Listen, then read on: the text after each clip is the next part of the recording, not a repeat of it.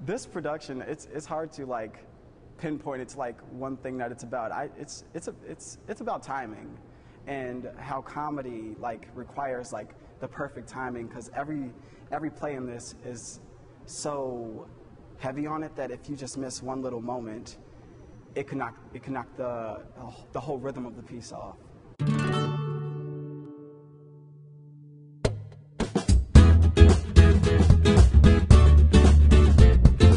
Ives made all in the timing, and it was originally just Sure Thing, the very first one act, and he slowly he started writing more and adding them, and there's actually 14 one acts now that are all part of All in the Timing. Well, for most of the show, the mood is very, light and quick and snap, snap, snap. But there are a couple pieces like Universal Language is it starts off as like that classic romantic comedy where it's like, uh-oh, they're going to be in love by the end, and you know that, so you get that like, feeling. I read in a newspaper article about this class that you can go to and learn the universal language called Unamunda, and it's really silly, and I'm actually a person who has a stutter, and so I want to be able to break out of that, and I'm very desperate for it.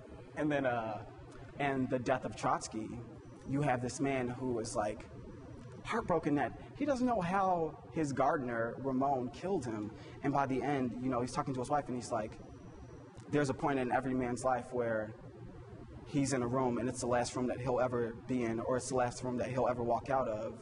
And it's just that I feel like that's one of the darker comedies, if you could say that, but it's like one of the ones that actually touches you more. I'm one of the monkeys in Words, Words, Words, and it's based on the theory that if you put 3 monkeys into a cage and give them typewriters, they'll eventually produce Hamlet. And I'm kind of the peacemaker between the 2 other monkeys who fight the whole time. One of the plays I'm in is called Philadelphia, and I play the character Al, and I'm in a coffee shop, or I'm in a restaurant, and I'm just enjoying my life, because right now my mentality is that I'm in Los Angeles, and life is beautiful.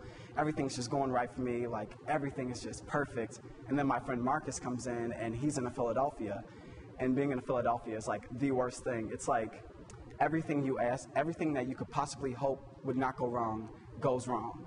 And it's because if you don't understand how to work in Philadelphia, you pretty much can't survive in one. Because to survive in one, you have to ask for the opposite of everything. So if you want orange soda, you say, oh, can I get grape? Or if you want the Daily News, you say, hey, can I get the Times? And that's how you work around it. But if you don't know that, it'll drive you crazy. And it's just a really fun piece. And by the end of it, he ends up sucking me into his Philadelphia, and I just freak out. Because it's like, life was great, and now it sucks. People should come see this show because I feel like it has something to offer to everyone, because it's 6 one acts. If you don't like one, it'll be over soon, and there'll be another one, and they're all really funny. And I think we've done a pretty good job putting them together. I've been super excited. I'm at the point where I'm like, I want the audience to see this, because I feel like they're gonna have a great time.